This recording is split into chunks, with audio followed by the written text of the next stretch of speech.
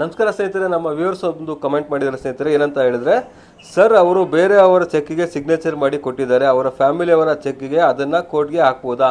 ಸ್ನೇಹಿತರೆ, ಯಾರ್ದೋ ಒಬ್ಬರಿಗೆ ಸೇರಿದಂಥ ಚೆಕ್ಕನ್ನು ಈ ವ್ಯಕ್ತಿ ಸಿಗ್ನೇಚರ್ ಮಾಡಿ ನಂದೇ ಈ ಚೆಕ್ಕು ಅಂತ ಹೇಳಿ ಕೊಟ್ಟಾಗ ಏನು ಮಾಡಬೇಕು ಅಂತ ಇವ್ರು ಕ್ವಶನ್ ಮಾಡ್ತಾ ಇದ್ದಾರೆ.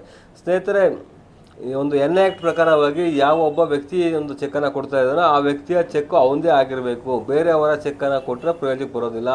ಯಾರ ಹೆಸರಿನಲ್ಲಿ ಚೆಕ್ ಇದೆ ಅವರ ಚೆಕ್ಕೆ ಪ್ರೆಸೆಂಟ್ ಮಾಡಬೇಕು ನೀವು. ಬೇರೆ ಯಾರ್ದಾದ್ರು ಚೆಕ್ಕನ್ನು ತಂದ್ಕೊಬಿಟ್ಟು ಅವ್ರು ಕೊಟ್ಟಿದ್ರೆ ನಾವು ಆಗ್ತಾ ಇದೆ ಅಂತ ಹೇಳಿದ್ರೆ ಆಗೋದಿಲ್ಲ ಸ್ನೇಹಿತರೆ.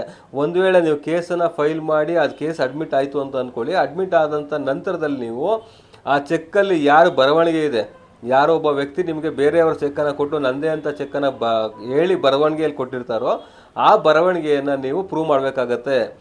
ಅವರು ವಕಾಲತ್ತಲ್ಲಿ ಅಥವಾ ಕಂಪ್ಲೇಂಟಲ್ಲಿ ಯಾವುದೆಲ್ಲ ಒಂದು ಸಿಗ್ನೇಚರ್ನ ಇರುತ್ತೆ, ಆ ಸಿಗ್ನೇಚರ್ನ ತಂದು ಈ ಚೆಕ್ಕಲ್ಲಿರೋ ಸಿಗ್ನೇಚರ್ನ ತಗೊಂಡು ನೀವು FSI ಕಳಿಸಿ ರಿಪೋರ್ಟನ್ನು ಪಡ್ಕೋಬೇಕಾಗತ್ತೆ. ಒಂದು ವೇಳೆ ಆ ವ್ಯಕ್ತಿನೇ ಏನೋ ಒಂದು ಬೇರೆಯವರ ಚೆಕ್ಕನ್ನು ತಂದು ಒಂದು ಫೋರ್ಜರಿ ಮಾಡಿ ನಿಮಗೆ ಚೆಕ್ಕನ್ನು ಕೊಟ್ಟಿದ್ದೀರ ಅಂತ ಹೇಳಿದ್ರೆ ಅಂಥ ಸಂದರ್ಭದಲ್ಲಿ ನೀವು ನಿಮ್ಮ ಕೇಸನ್ನು ಗೆಲ್ಬೋದು. ಮತ್ತು ಆ ವ್ಯಕ್ತಿಯ ವಿರುದ್ಧ ಚೀಟಿಂಗ್ ಕೇಸನ್ನು ಹಾಕ್ಬೋದು ಸ್ನೇಹಿತರೆ. ಒಂದು ಪ್ರೈವೇಟ್ ಕಂಪ್ಲೇಂಟನ್ನು ದಾಖಲಿಸಿ PCI ದಾಖಲಿಸಿ ಆ ವ್ಯಕ್ತಿಯ ವಿರುದ್ಧ ಒಂದು ಚೀಟಿಂಗ್ ಕೇಸನ್ನು ಹಾಕಿ ಏನು ಒಂದು ಚೀಟ್ ಮಾಡಿದರೆ ಆ ಚೀಟಿಗೆ ಒಂದು ಶಿಕ್ಷೆಯನ್ನು ನೀವು ಕೊಡಿಸ್ಬೋದು ಸ್ನೇಹಿತರೆ. Thank you.